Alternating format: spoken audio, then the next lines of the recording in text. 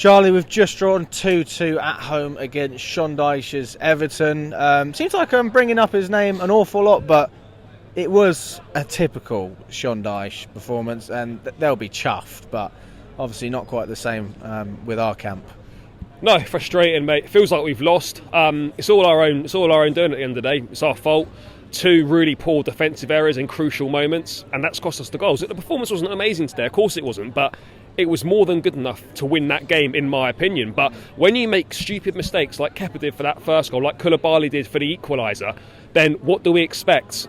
Even if you're playing teams down the bottom of the table, these are still professional footballers. You're going to be punished no matter how shit the opposition are. You cannot make mistakes like we did. It's basic errors. It's concentration. Like the highest level, you should be concentrating for the full fucking game. You shouldn't be switching off like that. It's not acceptable, and it's unlike Kepa, you know, from what we've seen this season. I mean, I don't want to be too critical because he's been fantastic for us this season. But that first goal, it is poor from him. And then I don't want to blame him for the second one either, but just launch that right down to the fucking corner. Just play that ball out as far as you can up the other end. It was a poor kick. It comes back. The guy goes on a fucking run from almost the halfway line. And Koulibaly, he's actually been decent this season, the last few games for us. That's so poor. And when people talk about Thiago Silva, we've been all right, you know, without Silva, we've been pretty good defensively. That's why Silva plays, because he doesn't make errors like that like Koulibaly does. There's levels to the game, and Koulibaly, whilst he's been good, he's got an error in him, whereas Silva doesn't have those errors. But ultimately today, mate, it feels like a loss because... Yeah. Sorry to interrupt you, mate. Just want to go back to your point on Kepa. I just want to give you a bit of food for thought. It's not an opinion, it's just something to think about.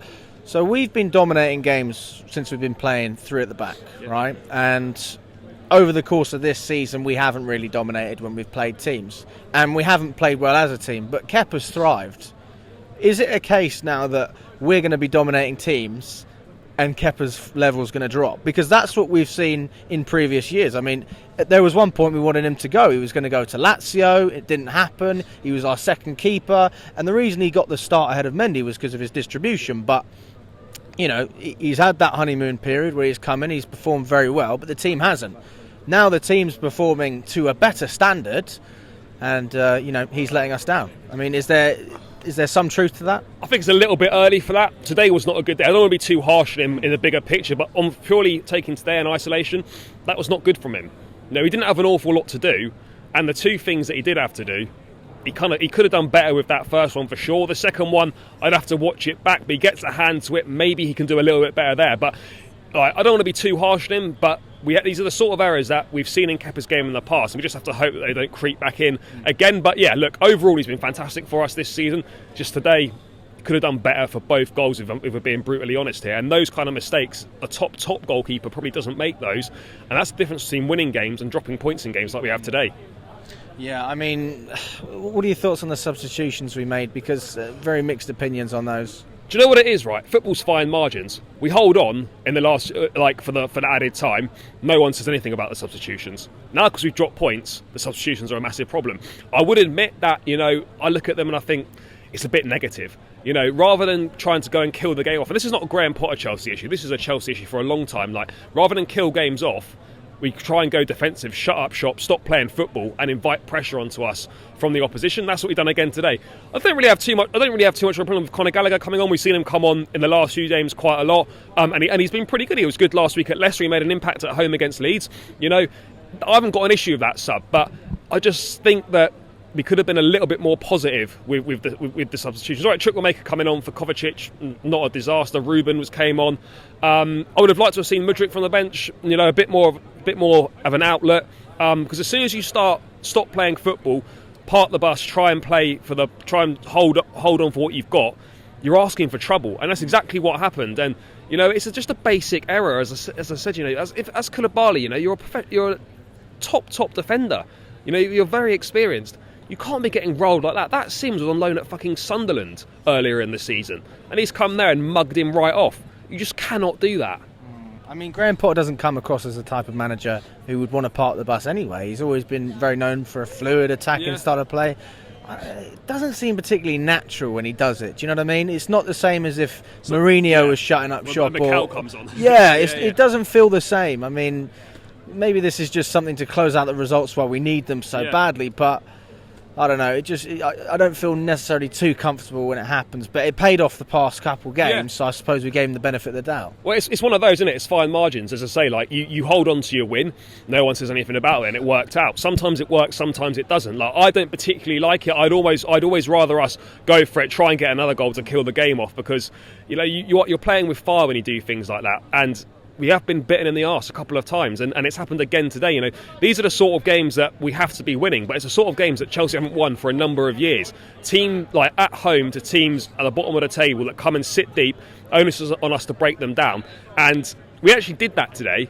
But we've shot ourselves in the foot. And people that come for the manager on this one, I can understand you could be frustrated with the substitutions, but let's be real. Whoever's sat on the dugout, you cannot compensate for two high errors that have been made today that have cost you a goal. It doesn't matter if you're Mourinho, Pep, if you're sat on the side. If you've got players out there making mistakes like that, what are you supposed to do? We could have made positive subs that people would have liked, and we could have still made those mistakes. So that for me is not on the manager today. I actually think he done all right. Yeah, you could say maybe be a bit more positive, but it's not his fault that we've made two big defensive errors in critical moments.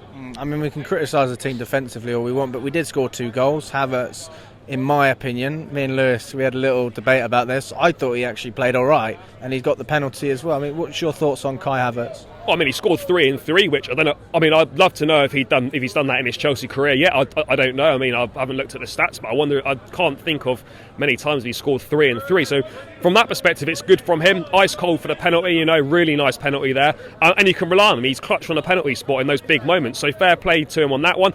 I don't think his overall performance was as good as we've seen in the last 2 games. I feel he could hold the ball up a little bit better today.